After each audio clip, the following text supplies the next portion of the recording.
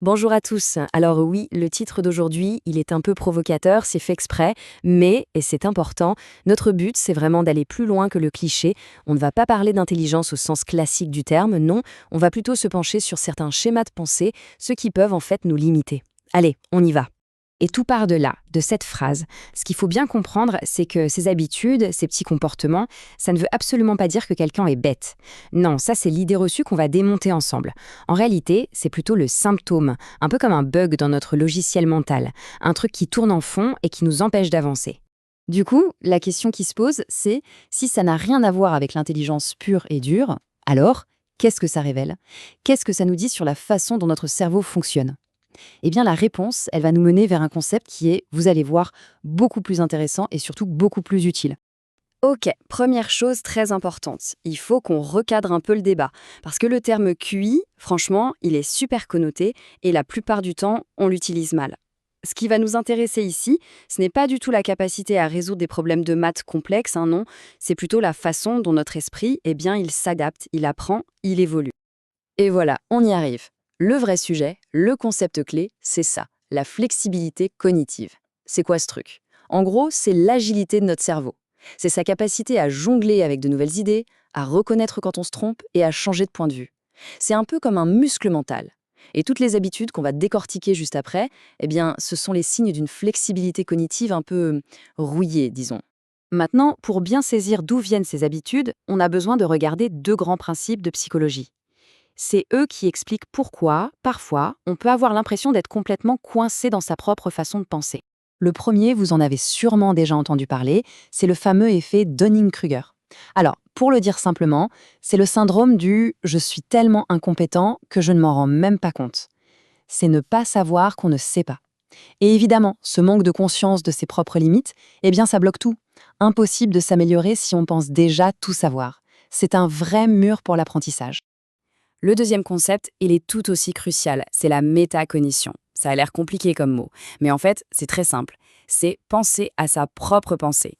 C'est cette petite voix intérieure qui nous permet de prendre du recul sur nous-mêmes et de se dire «Attends, est-ce que mon raisonnement tient la route là?» Avoir une bonne métacognition, c'est exactement comme avoir un super coach personnel dans sa tête qui nous aide à repérer nos propres erreurs de logique.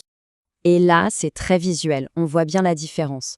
D'un côté, avec une métacognition faible, c'est la stagnation assurée. On fait les mêmes erreurs en boucle, et bien sûr, c'est toujours la faute des autres. De l'autre côté, avec une métacognition forte, c'est tout l'inverse. C'est le moteur de la progression. On apprend de ses erreurs, on cherche des retours, on évolue en permanence. Bon, assez théorie. Maintenant qu'on a les bases, voyons concrètement comment ça se manifeste dans la vie de tous les jours. On va passer en revue 6 habitudes, 6 comportements très précis qui sont justement le signe d'une faible flexibilité cognitive. Alors les voilà, ces fameuses 6 habitudes. Et vous allez voir, elles s'enchaînent logiquement. C'est un vrai cercle vicieux. Numéro 1, blâmer les autres pour ses propres erreurs. Ça, c'est le grand classique. Un réflexe pour protéger son ego, mais qui interdit toute remise en question. Ce qui nous amène logiquement au numéro 2, répéter sans arrêt les mêmes erreurs. Mais oui, si ce n'est jamais notre faute, comment voulez-vous qu'on apprenne et qu'on corrige le tir?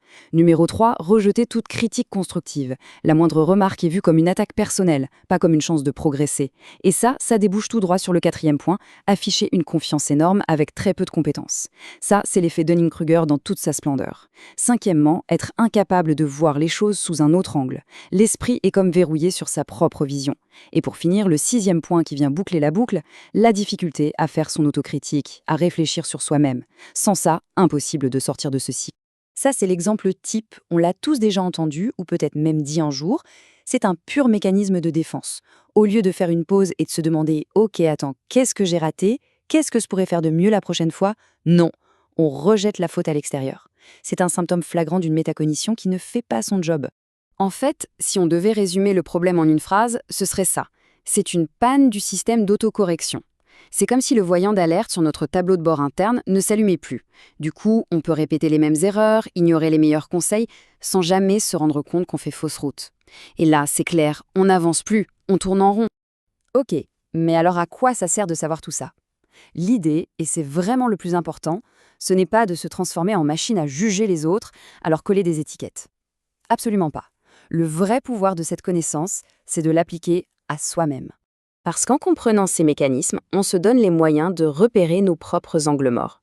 Ça nous aide à mieux apprendre, à mieux communiquer et au final à débloquer notre propre potentiel.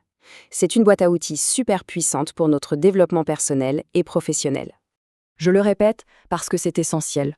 Tout ce qu'on vient de voir, c'est un miroir qu'on doit tourner vers soi, pas une paire de jumelles pour espionner les défauts du voisin. Le but du jeu, c'est de développer cette humilité et cette curiosité qui sont indispensables si on veut continuer à grandir, à apprendre tout au long de notre vie.